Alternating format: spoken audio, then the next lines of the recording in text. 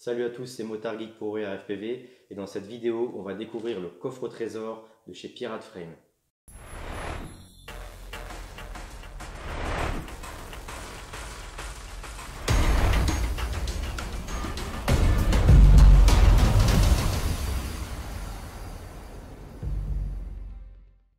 Donc malgré un petit contretemps de production chez Harmattan, la nouvelle gamme 2018 de chez Pirate Frame est bien présente.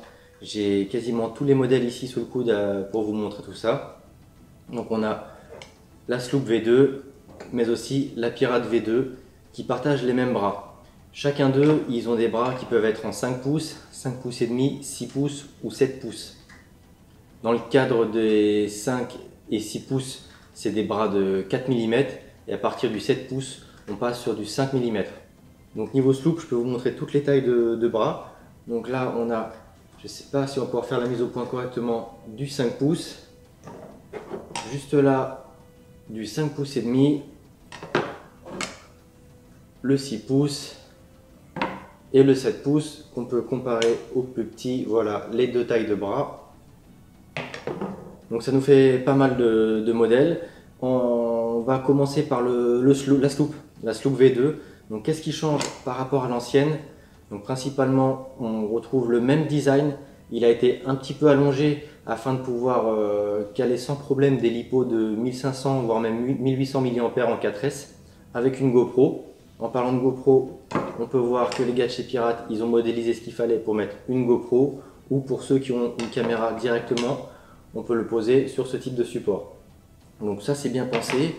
Pour continuer sur les différences, on peut voir là qu'on est passé à 6 entretoises contre 4 avant sur la Sloop V1. Et on le verra tout à l'heure au montage, sur la Sloop, on peut également rajouter 2 entretoises à l'arrière pour gagner en solidité ou tout simplement pour un confort de montage, décaler les deux dernières tout à l'arrière. Donc ça c'est pas mal, c'est assez polyvalent, on monte ça comme on veut. Petit détail aussi qu'on peut voir sur cette Sloop là, elle est en squished ou squashed, ça dépend de comment on dit, dans tous les cas de figure ça veut dire écrasé. C'est l'inverse du stretch qu'on retrouve en race. Donc le stretch, il a pour principal avantage d'espacer les moteurs arrière et avant, ce qui fait qu'ici l'air circule mieux et les moteurs arrière ont une meilleure poussée pour aller vite. En freestyle, c'est plutôt l'inverse, on écarte les moteurs donc dans ce sens-là et on les rapproche là, ce qui fait qu'on est plus vif, on a un meilleur roll. Bon, après ça c'est des questions de goût et d'habitude. Quoi qu'il en soit, on passe du squished au normal, tout simplement en retournant les bras. Donc on le verra en zoom lorsqu'on montrera la Sloop, parce que moi, ils m'ont prêté tous ces quads là pour vous les montrer, mais ils ont été sympas avec moi, les petits pirates, ils ont essayé de me corrompre. Ils m'ont filé une Sloop en 5 pouces, donc je vais me faire un plaisir de mettre le matériel de mon Alien qui est complètement défoncé dedans, et ça me fera un deuxième 5 pouces qui vole bien avec mon Flowride. Je vais essayer de zoomer rapidement, mais on peut voir juste là, ou même là, que les bras dépassent de ce côté-là. C'est parce qu'on est en mode squished, donc il dépasse vers l'intérieur, alors que là, on peut voir qu'il dépasse vers l'extérieur. Mais bon, ça, on le verra tout à l'heure plus en détail sur le banc. On peut continuer sur les différences avec la Sloop V1. Donc on est toujours sur un découpage du carbone effectué chez Harmattan, comme je vous le disais. On est sur le même carbone qui équipe le rooster, donc c'est-à-dire du carbone très solide, découpé dans la longueur de la fibre. Et pour faire joli, c'est également chanfreiné. Donc là vraiment on est sur une belle pièce. La géométrie du châssis, squished, pas squished, je vous renverrai quand même sur une vidéo de Kebab qui explique très bien les différences et pourquoi il y a moins de turbulence entre les hélices quand elles sont séparées de telle ou telle distance. C'est assez intéressant à savoir. En termes de géométrie, donc on se retrouve avec 4 bras séparés, alors que sur la Sloop V1, on avait les bras par paire, à l'avant et à l'arrière. Les 4 bras, ils sont pris en sandwich par des plaques de carbone, donc en l'occurrence la bottom plate, qui elle fait 2 mm, et une croix qu'on connaît bien maintenant sur tous les châssis comme ça, à bras séparés, une croix qui elle fait 1,5 mm.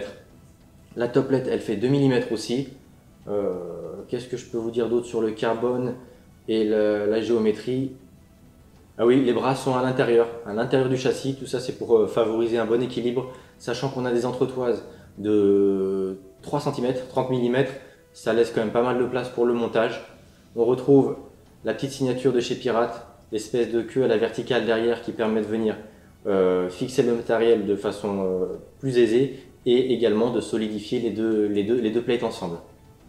Petit point important aussi niveau géométrie, donc on passe du trou X au stretch, au squished comme on veut en inversant les bras de côté. Et du coup, si on passe le 5 pouces ou le 5 pouces et demi en squished, on gagne un demi-pouce. Ça veut dire que les bras de 5 pouces en version squished, eh ben on peut y mettre des hélices de 5 pouces et demi. Et les bras de 5 pouces et demi en squished, on peut y mettre des hélices de 6 pouces. Le 6 pouces et le 7 pouces, ça change de rien, on reste sur les mêmes tailles d'hélices qu'on soit en trou X ou en squished. Donc c'est à peu près tout ce qu'il y a à dire sur cette petite sloop V2. Niveau poids, donc on va de 121 grammes pour le 5 pouces, 125 grammes pour le 5 pouces et demi, 129 grammes en 6 pouces et en 7 pouces avec les gros bras, on passe tout de suite à 155 grammes. Après voilà, là c'est des setups qui ont des usages différents, mais on reste sur du beau matos et j'ai hâte de tester ça plus en détail. Et donc le Pirate V2, là j'ai deux exemplaires, c'est 6 et 7 pouces, mais on les retrouve également en 5 pouces et 5 pouces et demi. Et comme la soupe, on peut inverser les bras pour les resserrer dans ce sens-là et être un peu plus vif sur le roll. Donc le Pirate, lui, il est plus lourd. On est à 129 grammes en 5 pouces, 132 grammes en 5 pouces et demi, 136 en 6 pouces et 162 grammes en 7 pouces. Non, le 7 pouces, il est là. Donc lui, c'est clairement un setup qui est orienté long range. On a beaucoup de place sur la top plate et à l'intérieur. Donc on peut y caler clairement une grosse lipo pour aller voler loin et longtemps. Dedans, on a tout ce qu'il faut pour mettre un gros récepteur ou un émetteur vidéo HD si besoin. Je ne sais pas si on peut faire du long range en HD. On peut aussi y caler un GPS. Enfin voilà, là on est libre de mettre tout ce qu'on veut, on s'embête pas. Sinon, il reprend quasiment trait pour trait le design de la sloop V2. On regardera peut-être sur le banc s'il y a des différences, mais là, comme ça, si je vous les montre, vous pouvez voir que en dehors du bus qui est plus long, on est vraiment sur les mêmes dessins. Donc voilà. Comme la sloop, on peut retourner les bras. Donc je vous disais pour passer en squished. Je vais vous mettre une petite animation là sur l'écran quelque part pour que vous voyez un petit peu comment ça se change. Et également, je vais vous mettre de ce côté-là un petit schéma sur les différents types d'alignement des bras. Donc le trou X, le stretched et le squished. C'est un schéma que j'ai trouvé sur le forum. Je ne sais pas si c'est celui qui l'a posté qui en est l'auteur. Je mettrai le lien dans la description. Quoi qu'il en soit, c'est intéressant à voir et c'est très, très équivoque. Ah oui, j'ai oublié de préciser, le Pirate V2, les bras de 5 pouces, on ne peut pas les mettre en trou X, c'est obligatoirement en squished en 5 pouces et demi. Les bras de 5 pouces et demi, quant à eux, fonctionnent dans les deux modes, trou X et squished. Et lorsqu'on est en trou X, on peut mettre des hélices de 5 pouces et demi. Et en squished, comme pour le sloop, on gagne un demi-pouce, donc c'est des hélices de 6 pouces. Ou 5 pouces et demi, hein, c'est pas une obligation. Donc pareil, à ce sujet-là, je vais vous mettre un petit tableau qui détaille tout ça. Il y a également les poids de chacune des configurations. Donc c'est plutôt sympa à regarder. Je vous affiche ça à l'écran tout de suite. Voilà, je crois que je vous ai expliqué tous les points importants de cette nouvelle gamme de Pirate 2018. On va aller découvrir ce qu'il y a dans le petit kit. C'est le même que vous aurez si vous le commandez sur le shop. D'ailleurs, il y a quelques chanceux qui l'ont déjà eu sur le forum notamment. Je sais qu'il y en a qui l'ont commandé malgré les petits soucis de production. Sur le forum, il y a une rubrique qui est dédiée à Pirate. Il y a pas mal de possesseurs de Pirate. Il y a l'équipe de Pirate qui de temps en temps vient répondre aux questions et participer. Donc n'hésitez pas à aller y jeter un œil. Il y a également le site forcément de Pirate Frame là, qui a ouvert en début d'année. Et ils ont une page ou un groupe Facebook, je ne sais plus. C'est un groupe. Je vous mettrai le lien dans la description de la vidéo. Donc n'hésitez pas à le rejoindre si vous êtes sur Facebook. Il y a tout plein d'infos et des mecs qui partagent des petits tips, des photos. Et pareil, vous pouvez poster vos photos comme ça de pirates et de sloop V2 montées et des vidéos de vol. En parlant de vidéos de vol, il y a Culture FPV avec qui on s'est un petit peu associé là pour se répartir la tâche de review de chez Pirate, qui de son côté a été interviewé les deux team pilotes de Pirate Frame qui sont Finky et J-True. Donc Normalement, peu de temps après la sortie de ma vidéo, si c'est pas avant, il devrait vous avoir posté les retours des pilotes qui ont testé les protos et qui volent maintenant avec les versions finales de ces deux superbes frames. Donc là de ce côté-là, la Soup V2 en 7 pouces et là la Pirate V2 en 7 pouces. Ce qu'on va faire maintenant, du coup, comme je vous disais, on va aller déballer mon petit kit que vous voyez à quoi ça ressemble. Et comme d'habitude, on va le monter ensemble et on se retrouvera en fin de montage pour en rediscuter rapidement. Voilà, j'ai le kit sous les mains, mais juste rapidement, je vais quand même vous montrer un petit peu en zoom les quads déjà montés par les pirates. Donc là, on peut voir les bras qui sont chanfreinés. Voilà comment se fait le montage. Il n'y a pas de notice, hein, mais c'est hyper simple. Ça ressemble à Alien. Enfin, c'est un quad en X vraiment classique. Donc là, on est sur la Sloop V2 en 6 pouces. Là, j'ai la version 5 pouces sous les yeux en squished. Et c'est ça que je voulais vous montrer. Donc là, vous voyez, ça dépasse vers l'intérieur. C'est-à-dire que les bras sont rapprochés. Alors que sur celle-ci, en version normale, là, les bras ne dépassent pas de la bottom plate. Donc c'est la petite différence qui permet de les repérer. En parlant de squished et pas squished et stretched, je ne sais pas si les explications que je vous donnais à ce sujet-là sont claires. Je ne suis pas expert en géométrie de frame. Clairement, moi en vol, j'arrive pas à sentir une quelconque différence. Donc je vous renverrai clairement vers la vidéo de Kebab qui explique ça plutôt bien en anglais. Et si vous avez des liens en français, je suis preneur. Ensuite, voilà, le bon gros pirate. Donc il ressemble clairement, hein, si on prend une petite sloop à côté. Voilà, les dessins sont très proches. Il n'y a rien de particulier. Voilà en dessous, là on est sur une version donc, qui est installée en True X, puisqu'on n'a pas les bras qui dépassent. Et donc les caméra plates, très simple, hein, deux vis. Pareil, on verra au montage. Et la petite queue à l'arrière. Donc on va déballer tout ça, mesurer, peser. Et ensuite on va attaquer le montage. Donc le kit, normalement c'est à peu près celui-ci que vous recevrez chez vous. Il y a des trucs en plus, j'ai l'impression, par rapport à la liste que j'ai vue sur le shop. Donc je vous confirmerai dans les commentaires et dans l'article sur le blog si c'est quelque chose à quoi il faut vous attendre. Et par contre il manque quelque chose, voilà, qui est installé sur cette frame. C'est l'hippopad, on va pas le retrouver dans le sachet, mais vous inquiétez pas, il est fourni avec. Donc on va déballer. Dans ce petit sachet là, on retrouve un stickers de Pirate Frame, petit logo sympa avec la couronne, hop, et là un quad j'imagine en stretched, en squished, hop, on va mettre ça là. Ça c'est génial hein, parce qu'au prix on a une petite pièce en or, donc ça il faudra aller mettre ça à la banque, hop. Ensuite on retrouve du coup en doré les 6 entretoises. On va ranger tout ça là. Et tout ce qui est visserie et presse-nut, ainsi que deux petits anneaux, hop, qui vont sur la top plate pour passer le câble du XT60. Pour ceux qui le font passer par-dessus. Moi je trouve que ça gêne un petit peu, hein. Je préfère le faire passer à l'arrière et c'est plus simple pour la maintenance de pouvoir retirer la top plate sans avoir à s'embêter avec un XT60. Mais ça c'est à la convenance de chacun, il y en a un de rechange. Ensuite on a toute la visserie et les presse-nuts comme je vous disais, donc on va pas les compter, les déballer. On a les dorés pour le dessus de la frame et les vis noires pour le dessous. Hop, on met tout ça dans la petite poubelle. Ensuite on nous fournit deux straps, hop, des straps à lipo, Pirate Frame. Le jaune ça pète bien, ça a de la gueule, hop. Ensuite on a, ça je suis pas sûr que ce soit dans le kit, un petit support pour GoPro ou Runcam en impression 3D. C'est du souple, hein, hop. Voilà, on peut voir TPU. La top plate. Troisième strap à lipo, tiens c'est pas mal, j'étais persuadé qu'il n'y en avait que deux. Un autre petit lot d'autocollants. Voilà. Ça c'est pareil, je sais pas si c'est du bonus ou quoi, c'est pas mal, moi j'aime bien, j'en mets sur tous mes quads. Les espèces de petits patins là, je crois que c'est de la mousse ou néoprène, enfin bon c'est très léger. Et ça évite d'abîmer le carbone lorsqu'on vient se poser sur des sols un peu durs comme du bitume. De chez 3M.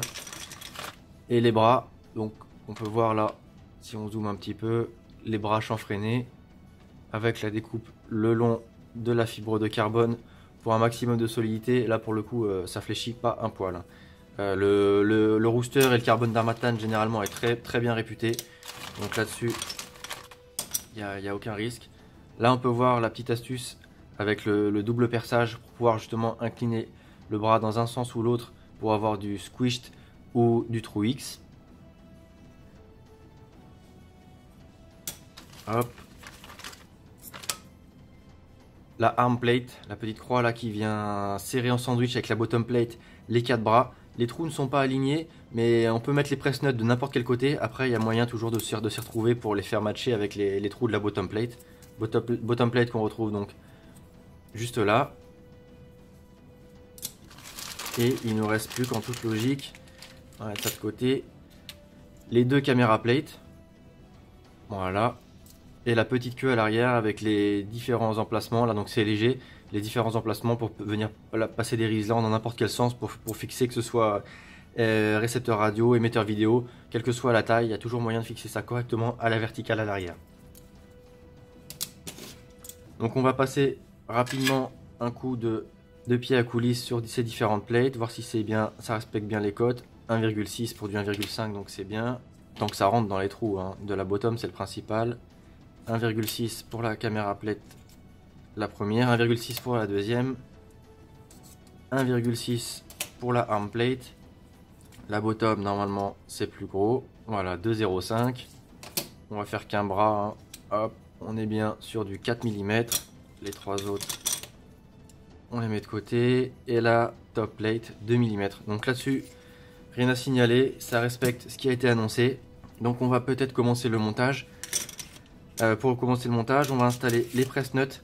Dans le kit de visserie, j'ai pas vu de rondelles pour monter les press nuts, donc j'en avais prévu 2 que j'ai mis dans ma petite coupelle parce qu'elles sont assez fines et donc je préfère avoir un truc solide. Donc on va installer les press nuts tout de suite. Donc press nut, on en prend un. Et là on peut voir une vis un peu plus grosse. Donc ça généralement c'est pour monter les press nuts sans venir abîmer le pas de vis. Des vis à tête fraisée justement, donc ça c'est plutôt bien pensé. Je pense qu'ils le font sans rondelle, moi je préfère le faire avec une petite rondelle. Donc une rondelle, hop, et 2 par sécurité pour pas qu'elle ne se plie. Tac, tac. Donc normalement vous devez savoir comment ça se passe hein, pour monter ça maintenant, puisqu'on l'a déjà abordé à plusieurs reprises sur la chaîne. C'est pas au marteau ou à autre chose. On prend une vis, hop. On y met 1 ou 2 rondelles pour protéger le carbone. Ensuite, on vient placer un press nut. Donc les press nuts, il ne faut pas se planter. C'est à l'extérieur de la frame, de la plate et à l'intérieur. De toute façon, si on essaie dans les petits trous là, on va être coincé bien vite.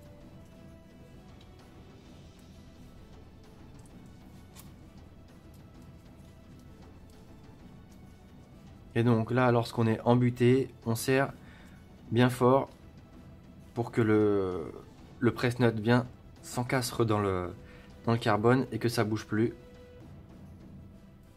Et une fois que le press nut est bien à fleur de carbone, il n'y a plus besoin de forcer, on dessert tout ça. Donc je vais installer tous les autres et je vais passer ça en accéléré au montage.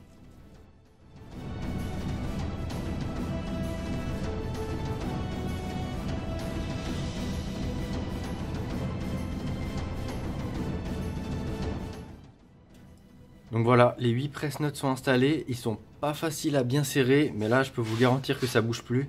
Et clairement pour moi, pour les éléments de structure, je trouve qu'il n'y a pas mieux. C'est la seule petite déception de mon Flowride, c'est des écrous nil stop.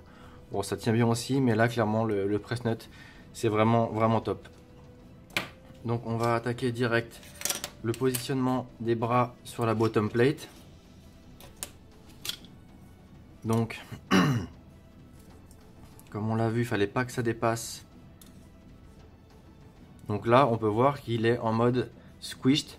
Donc moi, ce qu'il faut juste que je fasse, c'est que je le retourne. Hop, là, les trous s'alignent bien. Et on est en mode true X. Donc je le refais rapidement proche de la caméra. Donc là, tout est bien aligné, je suis en true X. Je retourne le bras. Hop, j'aligne les trous. Et là, on peut voir que ça s'est décalé par là. Les moteurs se rapprochent dans le sens de la longueur du quad et on est en squished. Donc c'est très simple à changer, du coup ça pose pas de problème pour le spare. Un bras peut aller de n'importe quel côté, de n'importe quel sens. C'est complètement adaptable et ça va aussi bien sur la Sloop V2 que le Pirate V2. Donc j'ai fixé tous les bras ensemble, les vis. Donc en termes de visserie, j'imagine que pour les bras, on a les longues vis et les plus petites, c'est pour attraper les entretoises. Donc j'ai installé tout ça et je passe en accéléré au montage.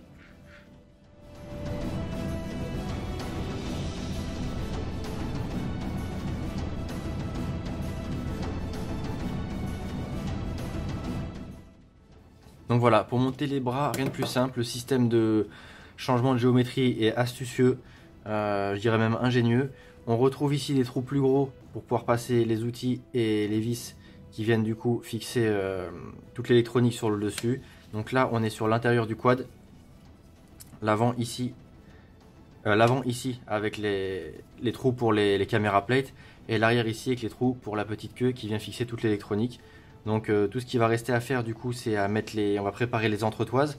Ensuite on va devoir mettre les plates et on viendra fixer la top plate sur le tout et visser tout ça. Donc c'est hyper simple. Je continue tout ça et on passera en accéléré au montage.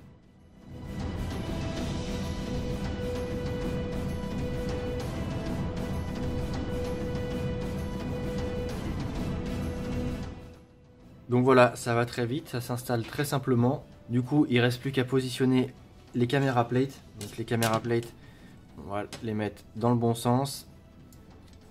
C'est-à-dire comme cela. Hop, ça clipse bien, il n'y a pas de jeu. Donc là, moi, il n'y a pas de souci de découpe. Hop, la seconde caméra plate. Hop. Pareil, ça s'encastre très bien, il n'y a aucun souci. La petite queue qui va à l'arrière, donc on la met dans ce sens là, elle vient se fixer là et là c'est pas mal, ça tient bien. On va pas s'embêter à positionner la top plate, tout devrait s'encastrer le plus simplement. Hop, donc il n'y a pas besoin de forcer, hein. Il suffit de bien viser et tout rentre nickel, il n'y a aucun souci. Déjà là ça me paraît bien robuste. Je vais vite faire visser les vis dorées et ensuite on va analyser tout ça d'un peu plus près.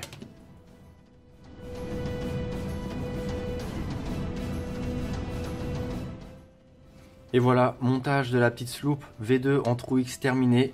On peut voir rapidement qu'on a un petit peu de spare en vis. Donc 2 vis dorées et 4 vis en acier noir. Plus la longue vis qui permet de venir installer les press-nuts. On a aussi 2 press-nuts en rab. Donc ça c'est pas mal. On a aussi un petit anneau en caoutchouc comme ça qui vient se mettre ici. Ça n'a pas l'air hyper simple à mettre. Bon, je vais m'arrêter là, je vais pas le mettre puisque moi de toute façon je ferai passer le XT60 soit sur le côté, soit à l'arrière. D'ailleurs, je peux tout de suite vous dire ce que je vais mettre dedans. C'est ce qu'il y a dans mon Alien.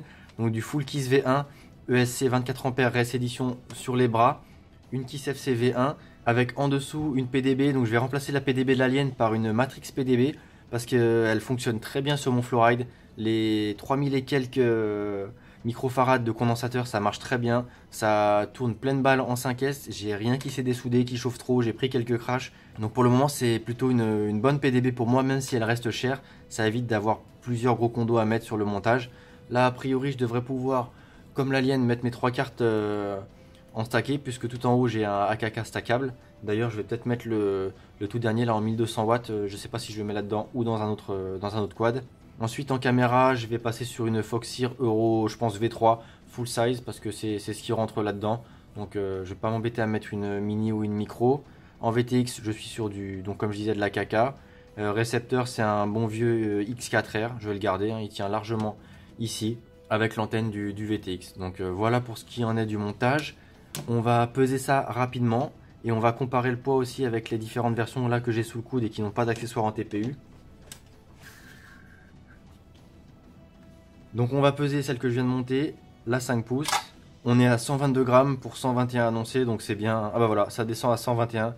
Donc là c'est nickel, ça dépend après de la précision et de l'étalonnage des balances. J'ai aussi la version 6 pouces sans accessoires qui fait 128 grammes pour 129 grammes affichés sur le papier. 128, 130 ça bouge, donc on est aux alentours de 129. Donc c'est nickel niveau poids. Et j'ai un Pirate en 6 pouces qui lui est annoncé normalement à 137 grammes. 137 tout pile, donc les pirates nous ont pas menti, on est sur des poids très raisonnables pour des châssis de cette taille là et pour l'usage du freestyle, donc c'est vraiment nickel, rien à dire là-dessus. Sur ce, je vous retrouve en face caméra pour la conclusion. Donc voilà, ma Sloop V2 en 5 pouces est terminée, montage facile, il n'y a plus qu'à y coller l'électronique et refaire la visserie à la Loctite. J'ai pas grand chose à ajouter par rapport à ce que j'ai pu vous dire pendant le montage et en introduction. C'est du beau matos et je vous dis pas ça parce que Pirate me l'a filé. C'est clairement pas le genre de pratique qui influence mon jugement. Quand ça me plaît pas, je le dis. J'ai rien à gagner à vous en vendre. J'ai pas d'affiliation, pas de commission chez Pirate. Donc non, c'est mon avis et il est honnête et sincère. Donc la frame, moi clairement je pense que les bras comme ça en croix, pris en sandwich par du carbone et en plus fixé avec des press-nuts, je pense que c'est ce qu'il y a de plus efficace en termes de dissipation, diffusion entre guillemets des vibrations et en termes de robustesse. Clairement là ça bronche pas, il n'y a rien qui bouge, tout est bien encastré, aligné. C'est une frame qui me paraît très saine. De toute façon les vols de Jitroo et Finky peuvent en témoigner. Ce sont des pilotes talentueux, hein. Clairement moi si je vole avec quand je vais voler avec la Pirate, je peux pas me vanter d'avoir leur niveau. Mais ça aide d'avoir une frame saine, on vole plus agréablement et on se fait plus plaisir. Une frame qui en plus a de la gueule, une belle petite frame pirate, côté doré un peu comme le Remix et d'autres, mais des découpes qui sont propres à la team pirate. C'est bien pensé, c'est joli. Donc voilà, je vous ferai un retour quand j'aurai volé avec, même si mercredi, normalement, vous devriez avoir l'interview de David chez Culture FPV, qui a fait une petite interview de Finky et Jitroo justement, et ils vous en diront un peu plus sur cette frame. Moi je vous ferai un retour quand j'aurai terminé de la monter, quand j'aurai volé, et surtout j'irai la mettre dans la rubrique Rotor Builds du forum. Si vous ne la connaissez pas encore, on s'est inspiré du célèbre site, clairement on va pas vous le cacher, de toute façon il porte le même nom. C'est une rubrique dans le forum où vous pouvez, avec un formulaire, renseigner toute votre configuration, le quad, le châssis, les pièces, avec les liens, les prix, le poids. Ça ressemble fortement à Rotor Builds, avec une interface de saisie un peu moins sexy, mais l'affichage il est plutôt top, ça plaît à pas mal de monde sur le forum. Et il y a le côté social qui vient s'ajouter à tout ça, donc on peut commenter, poster des vidéos, des photos, mettre des likes. C'est plus agréable d'un point de vue communauté que Rotor Builds, et en plus c'est en français. Donc si vous ne connaissez pas, n'hésitez pas à y jeter un œil, et pourquoi pas renseigner vos quads dedans. Ça pourra servir aux futurs débutants et à tous ceux qui sont en manque d'inspiration. Voilà, je crois que c'est tout, j'ai rien à ajouter. Je vous dis à très bientôt sur la chaîne, c'était Motard Geek pour We Are FPV.